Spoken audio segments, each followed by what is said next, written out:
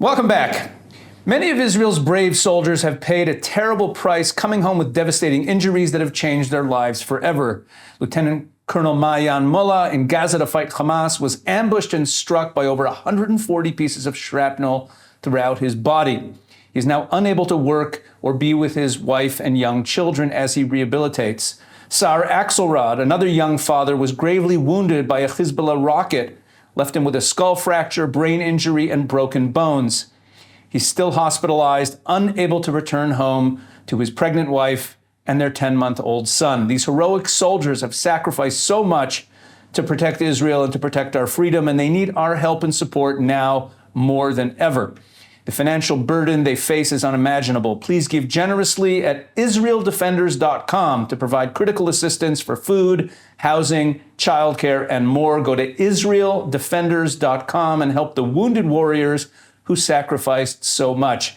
Elliot, we were just talking before we went to the break about the Druze community and how important this retaliation is in terms of their own morale and their own standing within the Israeli society. Yes. But we saw some retaliation. It took a couple days before it happened, and I want to move towards that now. The first retaliation was the airstrike in Beirut that killed Fuad Shukr, who is a senior military officer of Hezbollah. Before we get to what happened then to Ismail Haniyeh out in Iran, let's talk about Fuad Shukr a little bit. What took place here? Who is this guy? What do people need to know about it? Okay, so as you said, it was an airstrike in Beirut, taking him out.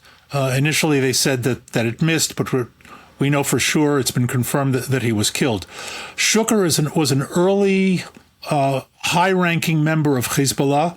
He was the deputy to Imad Murnia going back to the early 1980s. Murnia was the primary mover and shaker of Hezbollah until he was taken out in 2008 in Damascus in what was apparently a joint American-Israeli operation. But Murnia and Shukr were instrumental in the attacks on the Marine barracks in Beirut in the 80s, the two attacks on the American embassy in Beirut, the two attacks on Israeli installations in Tyre. This is all in the early 1980s. So America, leaving Israel aside for a moment, America had a very long open account with both Murnia and Shukr. It closed the accounts with us on Murnia in 2008, and we took out Shukr this past week, closing that account as well. And so, first of all, he had been one of the top 4 military leaders in Hezbollah. He was also one of the most instrumental, other than Murnia, in turning Hezbollah from a terrorist organization to a terrorist army, both in terms of organization, training, equipment. He was a direct link to Iran, and he was one of the big 4 or 5, and the only one left of that group. The rest had been taken out over the past decade or so. So he was the last of that sort of operational group, right under Hassan Nasrallah, who's the named Secretary General of Hezbollah, but who's really the Chief of Staff. In other words, calling Shukr the Chief of Staff is a bit of a slip. He was the deputy to the Chief of Staff, but certainly the guy who operated in the field much more than Nasrallah, who's been hiding out since 2006. So a very, very important character. I might add that the strike itself was any of these strikes, first of all, is target of opportunity.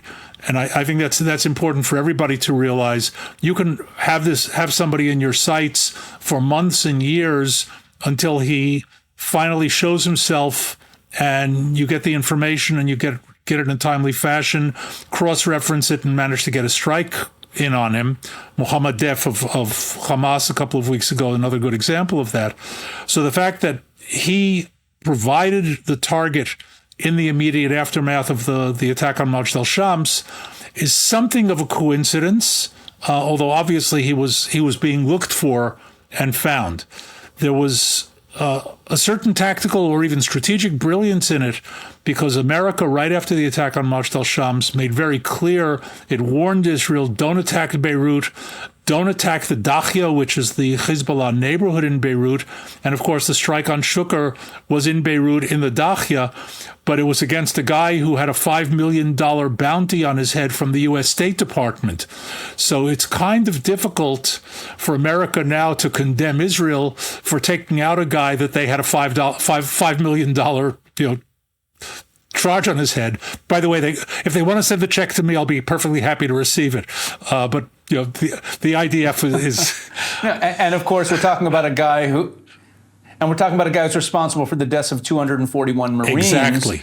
So and from others. a public relations standpoint, Yes. it also reminds America exactly what Prime Minister Netanyahu was talking about in his speech, that the enemies of Israel and the enemies of the United States are the same. Absolutely. Of course, this all brings to the political question of why is America so dead set on telling Israel not to hammer these evil actors and knock them out. It goes back to what I said in my opening monologue about the fact that we need to have victory and you need to demoralize and decapitate the opponent. So as we transition to Ismail Haniyeh, if I could just interject, go ahead. Sure, there's I think a very important rule that goes back to the origins of conflict sociology, which, to paraphrase, is that wars end when the loser quits. And that demoralization and that convincing of the other side, better to quit now than to quit later, is a very important part of in war fighting and war strategy. Yeah, and it seems to be a part of war fighting and war strategy that unfortunately Western armies have forgotten about ever since World War II, where conflicts just go on and on without any real strategic goal for victory, or everyone just seeks to de-escalate before any problems are actually solved, because problems do get solved in warfare. Yes. I'd like to transition now to Ismail Haniyeh, the taking of him out. He was, we're talking about maybe the top guy in Hamas. We could argue about whether he's the top guy or not. Definitely the top political person and the face of the organization. He spent most of the time since October 7th out in Qatar, but he had come to Iran for the inauguration ceremony of the new president, and Israel took him out. So I want you to talk about that, but I also want you to answer a question about both him and Shukr, which is, does it really matter if you knock out the top guys? Certainly, if the Israeli chief of staff, if the IDF chief of staff was knocked out, it would just be a simple situation of next man up, because the person fills a position and the army would function just fine. And I want you to talk about, is the same true in these terrorist organizations, or does it actually matter that these leaders are gone? So first, talk about the killing of Haniyeh. Okay, so first of all, Ismail Haniyeh, it was interesting. The BBC put out a report on him today about how he's this pragmatist central to the ceasefire negotiations, had been a prisoner in Israel, born in a refugee camp, and they neglected to mention things like terrorist, murderer, radical jihadist, all sorts of good stuff like that, because they're turning him into something like a Mother Teresa kind of figure. So, early member of Hamas, an assistant to Sheikh Ahmed Yassin, who was the founder of Hamas. In other words, he's been in the upper echelons for a very, very long time. He took over after we eliminated Yassin and his co-founder, Dr. Abdelaziz Rentisi, and Haniyeh then became the leader of Hamas. So he's been the leader for many, many years. There's no dispute.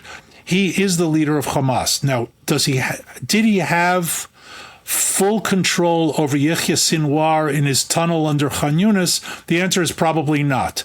But that's more because of disconnect and the realities of the day-to-day of what's going on in Gaza, rather than the hierarchy of Hamas as an organization.